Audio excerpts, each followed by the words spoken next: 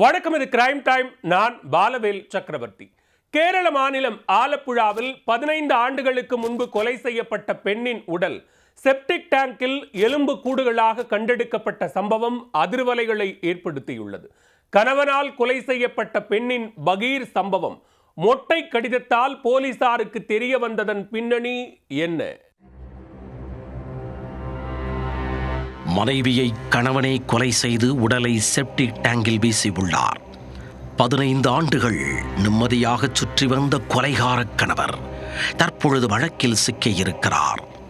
படுபயங்கர சம்பவத்தை அம்பலமாக்கியது யார்? நடந்தது என்ன? கேரள மாநிலம் ஆலப்புழாவைச் சேர்ந்த அனில்குமார் கலா என்ற பெண்ணை 15 ஆண்டுகளுக்கு முன் காதலித்து திருமணம் செய்து கொண்டார். கருத்து வேறுபாடு காரணமாக கணவன் மனைவி இடையே அடிக்கடி தகராறு ஏற்பட்டு வந்ததாக கூறப்படுகிறது. இதற்கிடையே கலா திடீரென்று காணாமல் போனார். அவர் வேறு ஒரு நபருடன் சென்று விட்டதாக அனில்குமார் உறவினர்களிடமும் உள்ளூர் மக்களிடமும் கூறி வந்தார். மருமகளை காணவில்லை என அனில்குமாரின் தந்தையும், மகளை காணவில்லை என கலாவின் குடும்பத்தினரும் போலீசில் புகார் அளித்தனர். புகாரின் பேரில் போலீசார் நடத்தி வந்த விசாரணை 5 வருடங்களுக்கு மேல் நீடித்து பின்னர் கிடப்பில் போடப்பட்டுள்ளது.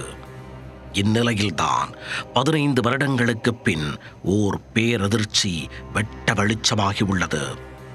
முகவரி இல்லாத மொட்டை கடிதம் ஒன்று ஆலப்புழா போலீசாருக்கு வந்தது.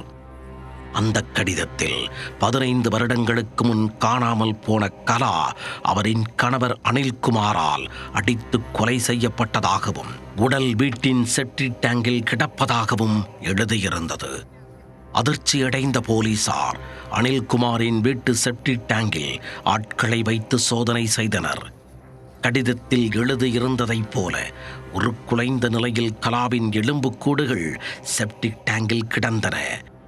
அதை கைப்பற்றிய போலீசார் சம்பவம் தொடர்பாக வழக்கு பதிவு செய்து விசாரணையை தொடங்கினர். கலாவின் கணவரும் முக்கிய குற்றவாளியுமான அனில்குமார் இஸ்ரேலில் இருப்பதால் அவரை கேரளா வரவழைக்க போலீசார் நடவடிக்கை எடுத்து வருகின்றனர். முதற்கட்டமாக கொலைக்கு உடந்தையாக இருந்த 5 பேரை போலீசார் கைது செய்துள்ளனர்.